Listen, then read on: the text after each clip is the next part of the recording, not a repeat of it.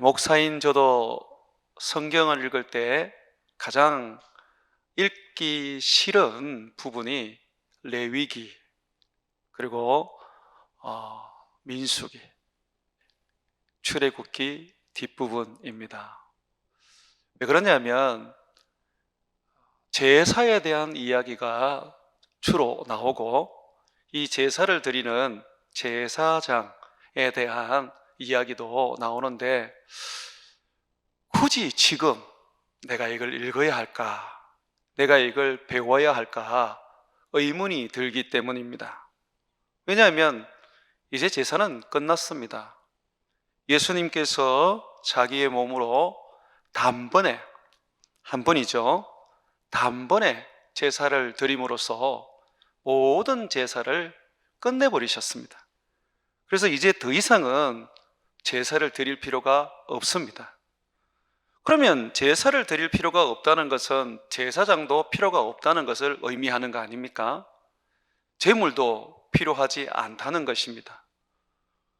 그러니 제사를 어떻게 지내라, 제사를 누가 지내라, 제사의 제물은 어떤 제물이 되어야 한다라는 이 구약의 성경은 우리에게 정말 무용지물한 내용이기 때문에 굳이 읽어서 우리의 영혼에 덕이 되겠나 하는 생각을 하기 때문입니다.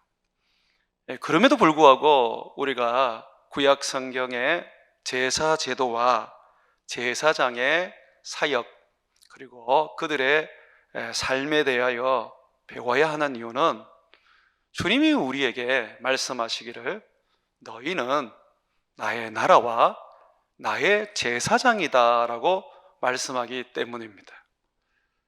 분명히 제사가 끝났는데 우리를 향하여 제사장이라고 말씀을 하시는 겁니다. 그래서 이것이 참 우리에게 어려운 이야기입니다. 계시록 1장 4절과 6절에 보게 되면 우리를 사랑하사 그의 피로 우리 죄에서 우리를 해방하시고 그의 아버지 하나님을 위하여 우리의 하나님, 우리 아버지를 위하여 우리를 나라와 제사장으로 삼으신 그에게 영광과 능력이 세세토록 있기를 원하노라고 말씀하고 있습니다. 제사가 끝났는데 예수님이 십자가에 못 박혀 죽으심으로 자기의 몸을 제물로 삼아서 속죄 제물로 삼아서 모든 제사를 마쳤는데 우리로 하여금 제사를 지내는 제사장이라고 말한단 말이에요. 그러니 이 제사장이라는 이 말씀을 우리가 좀 더 알고 이 말씀의 심오한 가르침을 배우려면 구약의 제사 제도와 구약의 제사장의 직분을 배우지 않고는 어렵다는 것입니다. 뿐만 아니라 예수님은 지금도 살아계시는 영원한 대제사장이라고 성경은 말하고 있습니다.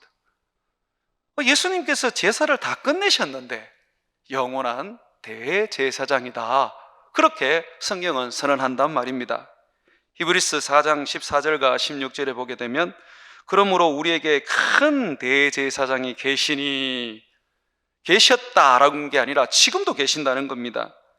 성천하시니 곧 하나님의 아들 예수시라.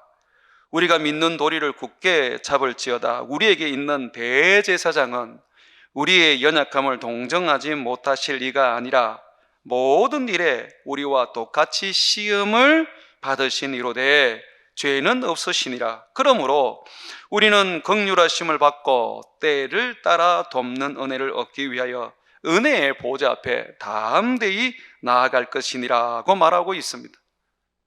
제사가 끝났지만 대제사장은 여전히 살아계신다. 그분은 하나님 보좌 우편에 계신다.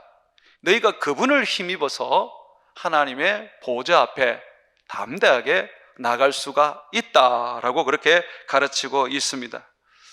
그러므로 제사는 마쳤지만 분명히 대제사장과 그리고 제사장의 직분 그리고 그 사역은 우리에게 여전히 주어진다는 것입니다. 그래서 오늘 민수기 18장의 말씀을 가지고 제사장과 제사장의 직무와 오늘날 제사장의 직무에 대하여 살펴보도록 하겠습니다. 먼저 왜 대제사장이 필요했고 제사장이 필요했습니까? 그것은 인간의 죄 때문입니다. 인간은 죄 때문에 하나님께 나갈 수가 없고 하나님을 예배할 수도 없고 하나님을 섬길 수도 없었습니다.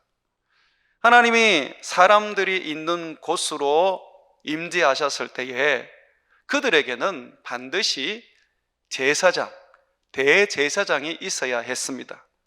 왜냐하면 이 대제사장은 중보자로서 죄인을 하나님께로 인도하여 하나님을 섬기고 예배하도록 만드는 일을 했었습니다. 그래서 중보자라고 불리는 것입니다. 제사장, 대제사장을 말입니다. 여러분, 민수기 17장 12절 13절 한번 보세요. 거기는 아론과 아론의 자손들이 대제사장과 제사장의 직무를 해야만 하는 이유가 나옵니다. 이스라엘 자손이 모세에게 말하여 이르되 보소서 우리는 죽게 되었나이다. 망하게 되었나이다. 다 망하게 되었나이다. 왜 죽게 되었습니까? 왜 망하게 되었습니까?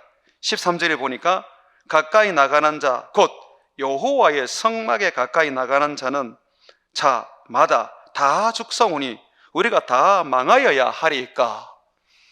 하나님의 성막이 이스라엘 백성들 가운데에 세워지고 하나님은 거기에 임재하셨습니다.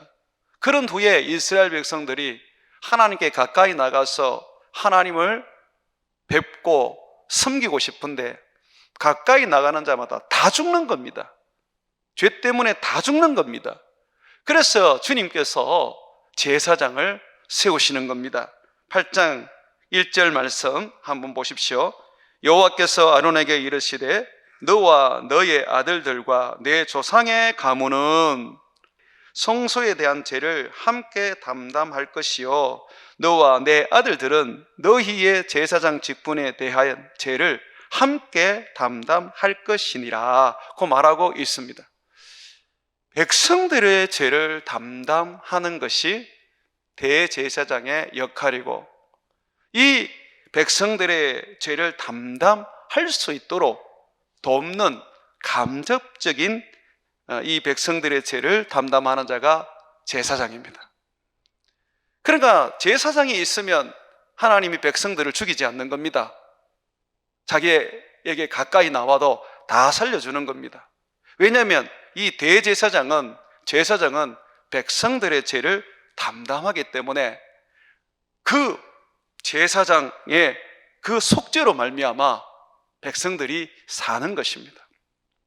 그러니 이 대제사장은 누구를 상징하겠습니까? 바로 예수 그리스도를 상징합니다. 그리고 제사장은 우리를 상징합니다.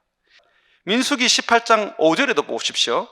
이와 같이 너희는 성소의 직무와 제단의 직무를 다하라. 그리하면 여호와의 진노가 다시는 이스라엘 자손들에게 미치지 아니하리라고 말하고 있습니다. 자기에게 가까이 나와서 하나님을 예배하려고 하는 사람들을 하나님은 가까이 하실 수가 없었습니다. 그들은 그들의 죄 때문에 결국 다 죽게 되었습니다. 부정한 자, 죄로 더럽힌 자는 하나님께 나올 수 없습니다. 도리어 하나님의 진노만 사게 되어 있는 것이죠. 그런데 주님 뭐라 그럽니까? 너희가 이들의 죄를 속죄하는 제사장 사역을 해라. 그러면 내가 그 진노를 거치겠다. 그래서 제사장과 대제사장은 백성들의 죄를 위하여 어린 양도 잡고 수소도 잡고 비둘기도 잡아서 하나님 앞에 속죄의 제사를 드리는 것입니다. 이것은 하나님이 세우신 대제사장과 그리고 이 대제사장을 돕는 제사장 외에는 절대로 할 수가 없는 일입니다. 레위인도 마찬가지입니다. 민수기 18장 2절과 4절에 보십시오. 너는 너의 형제 레위 지파 곧 내 조상의 지파를 데려다가 너와 함께 있게 하여 너와 내 아들들이 증거의 장막 앞에 있을 때 그들이 너를 돕게 하라. 레위인은 이스라엘 백성들 가운데에 구별된 나신인이지만 제사장은 아니다. 그들은 너희를 도울 뿐이다 라고 말합니다. 계속해서 보면 레위인은 내 직무와 장막의 모든 직무를 지키려니와 성소의 기구와 제단에는 가까이 하지 못할지다. 여기 보면 제사 지내는 일에는 절대로 못한다는 겁니다. 그걸 하게 되면 어떻게 되느냐? 두렵건대 그들과 너희가 죽을까 하노라. 레위인은 너와 합동하여 장막의 모든 일과 회막의 직무를 다할 것이요 다른 사람은 너희에게 가까이 하지 못할 것이니라. 구약에서는 반드시 백성들의 죄를 담당하고 그 죄를 위하여 속죄하는 자는 대제사장입니다. 그리고 그를 도와서 하나님 앞에 제사를 하는 자는 제사장입니다. 그 외에는 아무도 할 수가 없습니다. 레위인이라도 할 수가 없는 것이죠. 그래서 지금 주님께서 우리를 향하여서 예수님은 대제사장이고 너희는 제사장이다라고 하는 것은 예수님께서 우리의 죄를 담당하시고 우리를 모든 죄에서 속죄하여 하나님 앞에 나아가도록 하나님 앞에 서도록 해주시는 분이라고 말해줍니다. 그러면서 너희도 제사장이 되었으니 그 일에 헌신하라고 말씀하고 있습니다. 좀 더 이 부분을 제가 신약 성경을 가지고 이야기를 하겠습니다. 신약 성경에서는 예수님이 우리를 제사장으로 삼으셨는데 왕 노릇하는 제사장이라고 이렇게 말하고 있습니다. 계시록 20장 6절에 보게 되면 이 첫째 부활에 참여하는 자는 복이 있고 거룩하도다. 둘째 사망이 그들을 다스리는 권세가 없고 도리어 그들이 하나님과 그리스도의 제사장이 되어 천년 동안, 천년이라는 것은 예수님이 세상에 오신 초림부터 예수님이 재림하시는 그 시기를 말하는 겁니다. 천년 동안 그리스도와 더불어 왕노릇하리라고 말하고 있습니다. 그러니까 우리가 제사장이 되었는데 이 제사장은 구약의 짐승으로 제사를 드리는 일을 하는 자가 이제는 아니라는 겁니다. 왕노릇하는 자들이라는 겁니다. 제사장의 왕노릇을 한다. 이게 무슨 말입니까? 여러분, 세상의 왕들이 왕노릇하는 것처럼 생각하면 절대로 안 됩니다. 성경에서 말하는 왕노릇은 예수님이 이 땅 가운데 보여주신 사람을 구원하는 일을 말하는 겁니다. 사단에게서 건져내고 저주에서 축복으로 옮겨내고 죽음에서 생명으로 이동시키는 일을 왕노릇이라고 말하고 있습니다. 좀 더 제가 이 부분을 성경에서 말씀해 드리겠습니다. 베드로전서 2장 9절입니다. 그러나 너희는 택하신 족속이요 왕같은 제사장들이요 거룩한 나라여 그의 소유된 백성이니 이는 너희를 어두운 데서 불러내어 그의 기이한 빛에 들어가게 하신 이의 아름다운 덕을 선포하게 하려 하심이라고 말하고 있습니다. 여기 보면 너희는 왕같은 제사장이라고 말합니다. 제사장인데 왕같은 제사장이라는 겁니다. 다시 말하면 제사장으로서 왕노릇을 한다는 겁니다. 그 왕노릇이 뭐냐라고 했을 때에 우리로 하여금 기이한 빛, 하나님의 은혜, 구원의 빛, 생명의 빛, 저 천국의 빛 안에 들어가게 하신 하나님의 아름다운 덕을 선포하게 한다고 말합니다. 다시 말해서 복음을 전한다는 겁니다. 우리가 왜 제사장으로 부름을 받았느냐? 복음을 전하기 위해서 제사장으로 부름을 받았습니다. 더 이상 짐승의 제사를 드리는 제사장이 아닙니다. 예수님께서 자기의 몸으로 인류의 죄를 속죄하셨기 때문에 이제 더 이상 죄를 속죄할 제사는 필요가 없습니다. 그러면 우리 주님께서 우리를 제사장으로 삼으신 것은 영혼을 구원하기 위한 것입니다. 그의 아름다운 덕, 죄인을 구원하시고 자녀 삼으시는 그 아름다운 덕을 선포하게 하기 위한 것입니다. 그래서 로마서 15장 16절에 보게 되면 복음의 제사장이라 설명을 합니다. 우리는 짐승으로 제사를 드리는 제사장이 아니고 복음의 제사장이라는 겁니다. 제사장이라는 것은 하나님 앞에 제사를 드리는 건데, 그러면 제물이 있어야 되잖아요. 그 제물이 바로 이방인들이라고 말합니다. 믿지 않는 자들, 죄로 인하여 죽어가는 불신자들, 그들을 너희가 복음으로 구원하여 하나님 앞에 제물로 드려야 한다. 너희가 바로 이방인을 제물로 드리는 제사장이다 라고 말씀하시는 것입니다. 사랑하는 여러분, 우리는 제사장입니다. 이 부분을 잊어서도 안 되고 쉽게 흘러들어서도 안 됩니다. 왕 같은 제사장입니다. 이 땅에서 왕 노릇해야 되는 제사장입니다. 복음의 제사장입니다. 믿지 않는 사람들을 믿게 해서 구원에 이르게 만드는 제사장입니다. 주님은 우리에게 신령한 제사를 드리는 제사장이 되라고 베드로를 통하여 명령하셨습니다. 베드로전서 2장 5절에 보게 되면 너희도 산돌같이 신령한 집으로 세워지고 예수 그리스도로 말미암아 하나님이 기쁘시게 받으실 신령한 제사를 드릴 거룩한 제사장이 될지니라고 말하고 있습니다. 여러분, 우리가 신령한 집이에요. 신령한 집이라는 것은 성전이라는 거예요. 우리가 성전입니다. 그리고 우리는 제사장입니다. 신령한 제사를 드리기 위하여. 이 신령한 제사가 무엇입니까?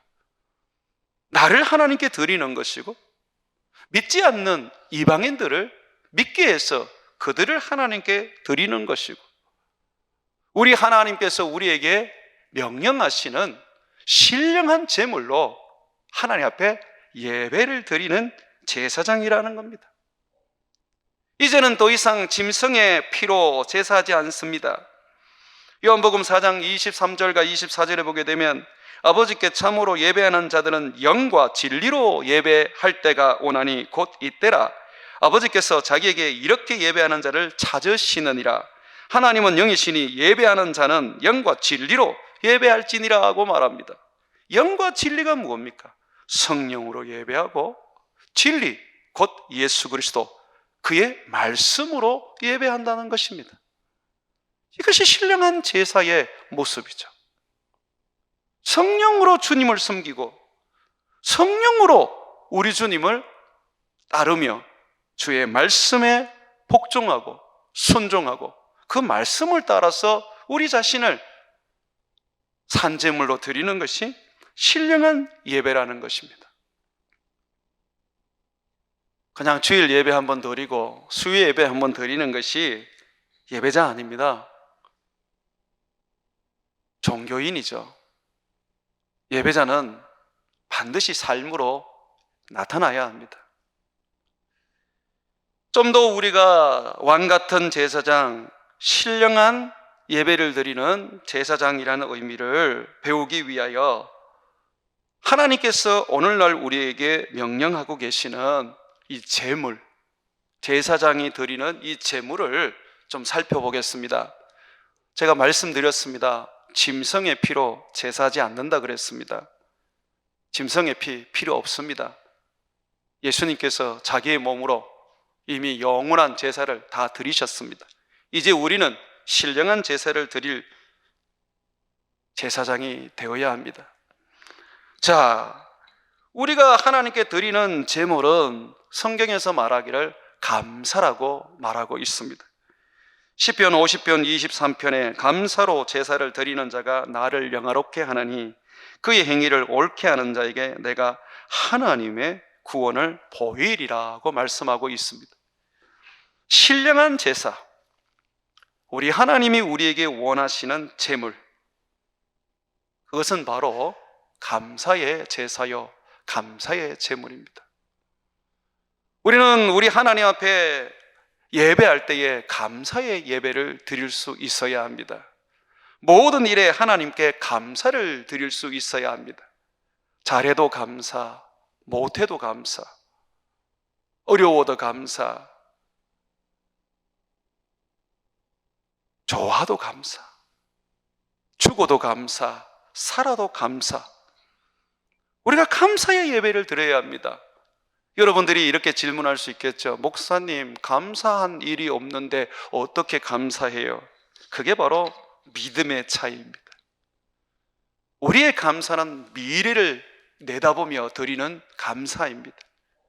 우리의 감사는 지금 일어난 일에 대한 감사를 넘어서서 하나님을 향한 감사입니다.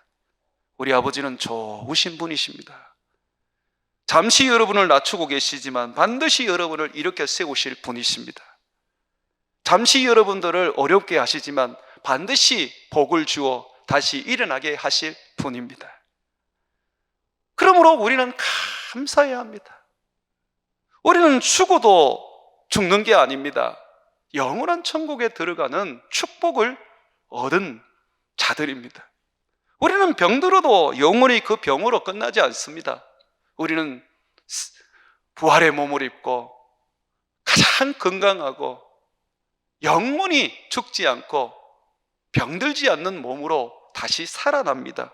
그러니 어찌 감사하지 않을 수 있겠습니까? 망해도 감사할 수밖에 없는 것은 하나님이 나를 자녀 삼아 주셨기 때문에 그것이 감사하고, 또한 이 망한 것이 나로 하여금 더 하나님을 알아가게 하고 하나님 앞에 겸손하게 세워줄 것이기 때문에 감사하고, 망한 것이 망한 것으로 끝나지 않고 다시 내가 부흥할 것이기 때문에 감사한 것입니다. 사랑하는 여러분, 감사하십시오. 하나님은 여러분들이 감사하기를 원합니다. 절망 속에서도 감사, 극한 고통과 괴로움 속에서도 감사, 모든 사람들이 나를 밟고 나를 멸시하고 천대해도 감사할 수 있어야 됩니다. 다윗은 나이가 30도 되지 않았는데 어려움을 당하기도 하고 그의 장인 사울 왕에게 살해 위협을 받고 그는 이웃 나라에, 그것도 적국에 망명을 하기도 했었습니다. 거기서 미친 척 하면서 처참한 몰골을 보이기도 했습니다. 그런데 그의 시편을 보면 그런 모든 환경 속에서도 감사합니다. 하나님 앞에 감사를 드렸습니다. 사랑하는 여러분, 감사가 우리의 제사이고 우리가 드릴 예배이고 우리의 제물임을 믿습니다. 두 번째로 성경은 너희 몸을 하나님 앞에 산 제물로 드려라고 말하고 있습니다. 짐승이 아니라, 짐승의 피가 아니라 내 살아있는 몸, 이것으로 하나님께 드려라고 말합니다. 로마서 12장 1절에 그러므로 형제들아, 내가 하나님의 모든 자비하심으로 너희를 권하노니 너희 몸을 하나님이 기뻐하시는 거룩한 산 제물로 드리라. 이는 너희가 드릴 영적 예배니라. 이 영적 예배가 뭐예요? 신령한 제사죠. 우리 몸을 하나님이 기뻐하시는 산 제물로 드린다는 겁니다. 이것은 봉사하라는 말이 전부이겠습니까? 봉사도 포함되지만 이것은 굉장히 넓은 의미를 가지고 있습니다. 먼저 믿음을 드리라고 말하고 있습니다. 빌립보서 2장 17절과 18절에 보게 되면 만일 너희 믿음의 제물과 섬김 위에, 여기 보면 두 가지 제물이 나오죠. 믿음의 제물, 섬김, 봉사의 제물 위에 내가 나를 전제로 포도주로 제물 위에 드리는, 하나님께 드리는 또 다른 제물입니다. 이 전제로 희생을 말하는 것이죠. 드릴지라도 나는 기뻐하고 너희 무리와 함께 기뻐하리니 이와 같이 너희도 기뻐하고 나와 함께 기뻐하라고 말하고 있습니다. 여러분, 우리가 우리 하나님께 드릴 제물이 믿음입니다. 믿음. 감사의 제물만 있는 것이 아니라 믿음이에요. 믿음은 나를 큰 기적을 체험하게 하고 하나님의 큰 축복을 받게 하는 정도의 능력이 아닙니다. 하나님께 드려지는 산 제물이라는 거죠.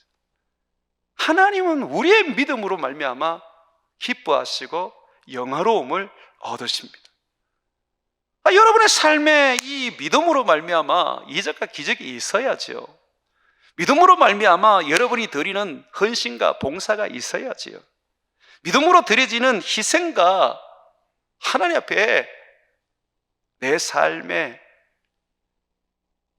그 전부가 있어야 되지 않겠습니까? 하나님은 우리가 믿음으로 살기를 원합니다. 이 믿음으로 산다는 것은 말씀대로 순종한다는 것입니다. 오직 의인은 믿음으로 말미암아 살리라 그랬어요. 예수를 마음으로 믿는 것이 끝나는 게 아니에요. 마음에서 내 몸으로 드려져야 돼요. 다시 말해서 복종하고 순종해야 되는 거죠. 아브라함은 갈대아에 우르에 있을 때 하나님이 그에게 나타나셔서 가나안 땅으로 가라고 명령하셨습니다. 아브라함은 하나님의 말씀에 순종을 했습니다. 아브라함은 장차 자기 후손에게서 예수 그리스도가 올 것을 믿었습니다. 주님은 거기에서 끝나지 않았습니다. 주님은 그에게 마지막으로 그 아들 이삭을 번제로 바치게 했습니다. 아브라함은 기쁘게 그 아들을 바쳤습니다. 그 아들이 다시 살아날 줄 알았기 때문입니다. 하나님은 전능자요 죽은 자도 다시 일으키시는 부활의 하나님인 것을 그는 의심치 않고 믿었기 때문입니다. 주님은 그 믿음을 보시고 됐다, 그만해라 라고 하시면서 그를 기뻐하시고 비로소 나를 경외하는 줄 이제야 알겠다고 칭찬을 해 주셨습니다. 여러분, 주님은 여러분의 믿음을 원하십니다. 그래서 끊임없이 시험을 하십니다. 여러분들이 하나님께 받는 믿음의 시련, 그 믿음의 시험을 못 넘었으면요, 주님은 죽는 그 순간까지 계속해서 그 시험을 멈추지 않고 하십니다. 아브라함도 그 아들을 하나님 앞에 드렸을 때 비로소 주님께서 그 믿음을 보시고 모든 시험을 멈추셨습니다. 성경을 보십시오. 서문화 교회, 계시록에 나오는 교회, 얼마나 주님을 위해서 환난을 받고 핍박을 받습니까? 그런데 주님이 또 10일 더 환난을 주신답니다. 그런데 그걸 어떻게 하라 그래요? 이겨라. 주님은 우리의 믿음을 요구하십니다. 내게 오는 많은 일들이 주님이 허락하시는 믿음의 시련들입니다. 고난이 내게 유익합니다. 못 이겨서 내가 망하는 것이지, 그걸 이기기만 하면 주님은 우리에게 복을 주십니다. 신명기에 보면 8장에 그렇게 되어 있지 않습니까? 주님께서 우리에게 시험을 주시는 것은 마침내 우리에게 복을 주기 위한 거라고 얘기하고 있지 않습니까? 사랑하는 여러분, 여러분의 몸을 산제물로 드리십시오. 주님을 위하여 헌신하고 주님을 위하여 희생하십시오. 그런데 믿음이어야 합니다. 믿음이 아니고는 주님을 기쁘시게 할 수가 없는 것입니다. 세 번째 제물은 제가 말씀드린 것처럼 믿지 않는 사람들의 영혼이 하나님이 받으시는 제물입니다. 로마서 15장 16절에 보게 되면 이 은혜는 곧 나로 이방인을 위하여 그리스도 예수의 일꾼이 되어 하나님의 복음의 제사장 직분을 하게 하사 이방인을 제물로 드리는 것이 성령 안에서 거룩하게 되어 받으실 만하게 하려 하심이라고 말하고 있습니다. 우리는 복음의 제사장입니다. 그러므로 전도에서 한 영혼을 구원했을 때 우리는 그를 하나님 앞에 제물로 드리는 신령한 제사를 드리게 되는 것입니다. 한 사람도 전도하지 못하고 천국에 가시면 제사장 직무를 유기하신 것이 됩니다. 누군가 내 가족을 전도하겠지 하고 그저 쉽게 생각하시면 여러분들은 여러분 가족들을 지옥에 보내는 죄를 범하게 될 수도 있습니다. 여러분이 아니면 누가 복음을 전한단 말입니까? 나도 안 하는데, 여러분 형제를 여러분도 안 하는데 도대체 누가 한단 말입니까? 친척 곧 자기 가족을 돌아보지 않는 자는 불신자와 같다고 성경은 나무라고 있습니다.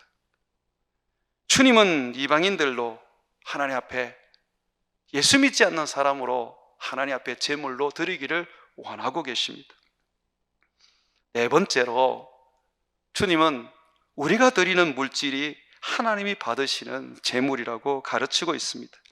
빌립보서 4장 18절에 보게 되면 내게는 모든 것이 있고 또 풍부한지라 에바브로디도 편에 너희가 준 것을 받음으로 내가 풍족하니 이를 받으실 만한 향기로운 제물이요 하나님을 기쁘시게 한 것이라.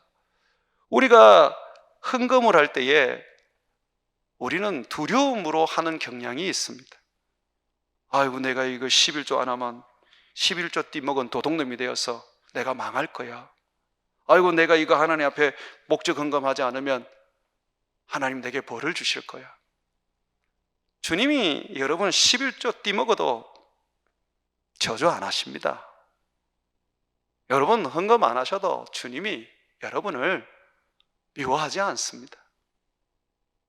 이미 여러분들은 예수 그리스도로 말미암아 하나님의 자녀가 되었습니다. 자녀들이 빈손으로 와도 아무런 문제가 없습니다. 이스라엘 백성들은 율법에 따라서 빈손으로 하나님께 나올 수는 없습니다. 뭐라도 들고 나와야 합니다. 그러나 여러분들은 빈손으로 와도 됩니다. 그런데 바울이 우리에게 가르칩니다. 너희가 선교를 위하여, 전도를 위하여 물질을 에바브로디도를 통해서 우리에게 보내주었는데 참으로 풍족하도다. 이것은 하나님께 향기로운 제물이다. 이 제물을 하나님이 기쁘시게 받으신다. 실제적으로 예수님도 성전에서 2렙돈을 헌금하는 과부를 보시면서 칭찬하셨습니다. 얼마 되지 않는 돈이었고 부자들에 비하면 너무나 적은 액수였지만 하나님은 주님 앞에 드리는 그 아름다운 예물을 기뻐하셨습니다. 가장 많이 헌금을 했다고 주님은 칭찬을 하셨습니다. 그러니 우리가 어떤 양으로 또 어떤 나의 전부로 헌금을 한다고 해서 하나님을 기쁘시게 할 수 있는 게 아닙니다. 내 마음을 다해서 주님 앞에 드려지는 예물이 되어야 합니다.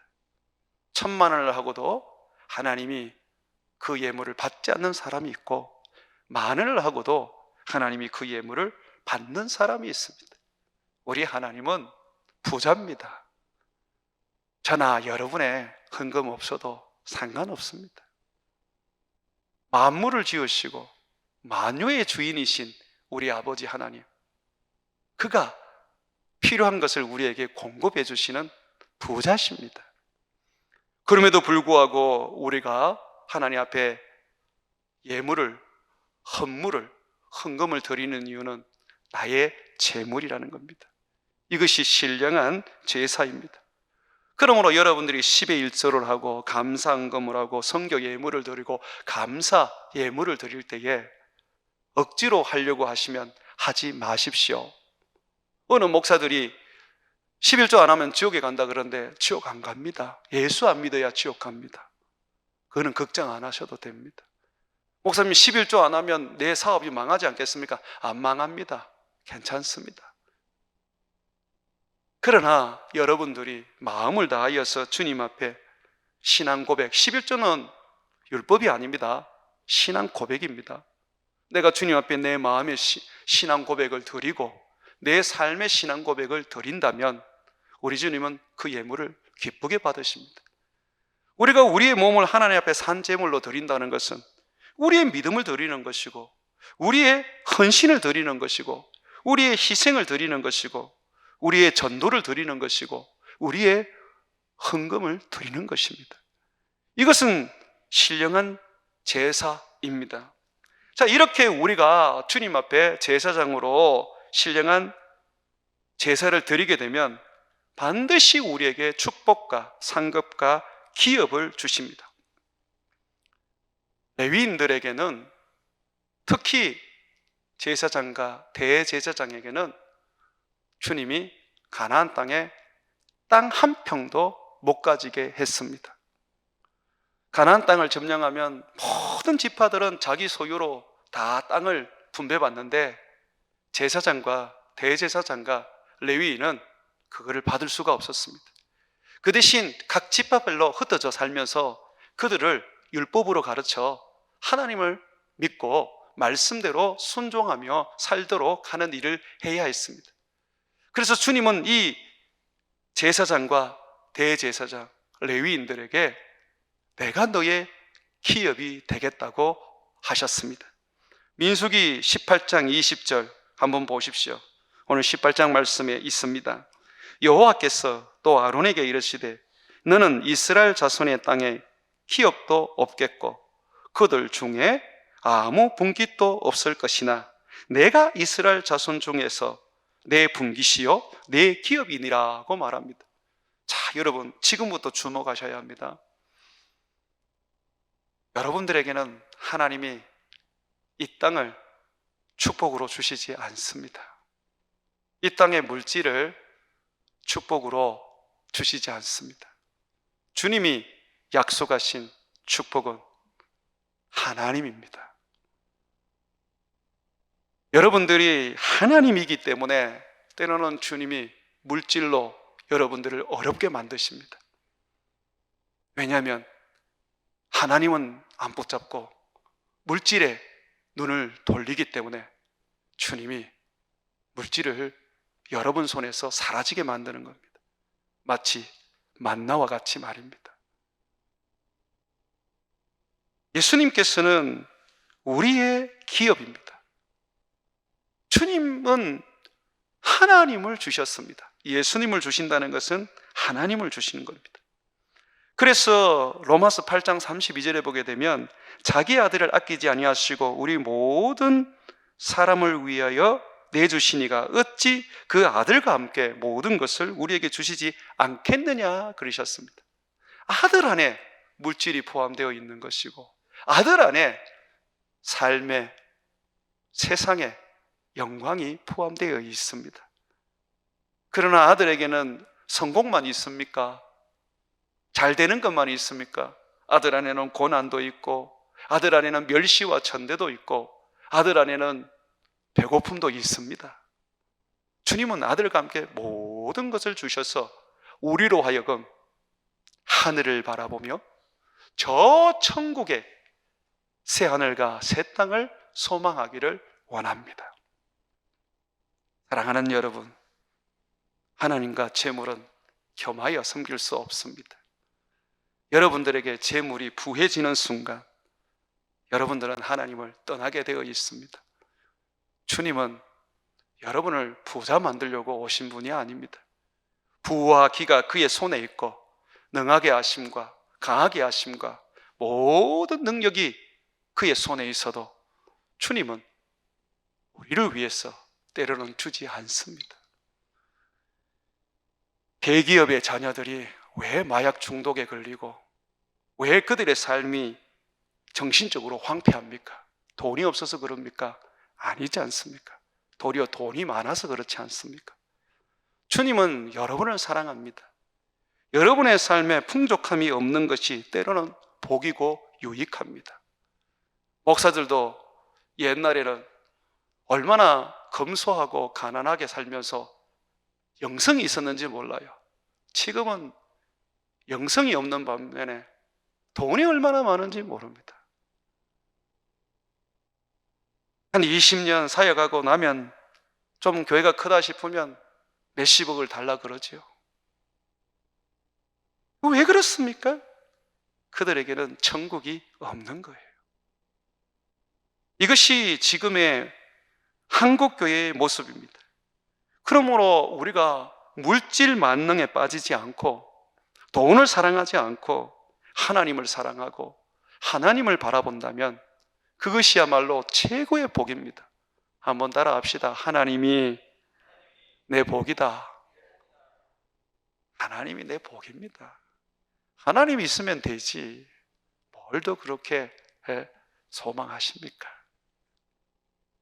주님은 내가 너희의 기업이라고 하시고 분깃이라고 하시면서 끝내지 않으시고 거제물과 요제물도 주겠다 그럽니다. 이스라엘 백성들이 드리는 이 제물 가운데 위로 올렸다가 밑으로 내렸다가 하는 거제물, 막 흔드는 요제물, 그거 다 주겠다 그러세요. 그리고 사람들의 첫 소산, 과일이든 또는 포도든 또는 곡식이든 그거 다 주겠다고 하십니다. 뿐만 아니라 특별히 드린 모든 것도 너희에게 주겠다고 하십니다. 주님은요, 우리에게 아낌없이 다 주세요. 지금 우리가 필요가 없기 때문에, 그것이 우리에게 있으면 독이 되기 때문에 안 주시는 거예요. 주님 주세요. 제발 좀 주세요. 주시면 내가 더 잘 섬길게요. 제가 열이면 열을 다 봤는데 그거 다 거짓말입니다. 주시면 더 세속적으로 바뀌더라고요. 그러므로 영혼이 잘 돼야지 그게 복이지. 영혼이 죽어가고 망쳐지는데 내 몸이 잘 되면 무슨 의미가 있겠습니까? 주님은 우리에게 모든 걸 다 약속하셨습니다. 그러므로 여러분, 제사장의 직무를 감당하십시오. 주님 앞에 감사하십시오. 여러분의 믿음이 커지고 물질을 이길 수 있는 능력이 되면 주님은 그 위에 재물을 부어 주실 겁니다. 솔로몬도 나중에 그 재물과 지혜로 우상을 숭배하고 망하였습니다. 자신을 과신할 수 없습니다. 지금 내가 좀 어렵지만, 내가 지금 좀 가난하지만, 내가 지금 좀 잘 안 되지만, 다른 사람은 잘 되는데 나는 왜? 라고 하면서 좌절하지 마시고 도리어 이 기회를 통하여 더욱더 주님을 붙잡고 주님을 앙망하십시오. 여호와가 내 복이다. 여호와가 내 기업이다. 나는 제사장이다. 이 땅에 한 평도 없어도, 이 땅에 포도 농장도 없고 외양간이 없어도 여호와가 계시니 나는 감사하다. 그렇게 여러분들이 살아가는 삶이 되시기를 주의 이름으로 축원을 드립니다.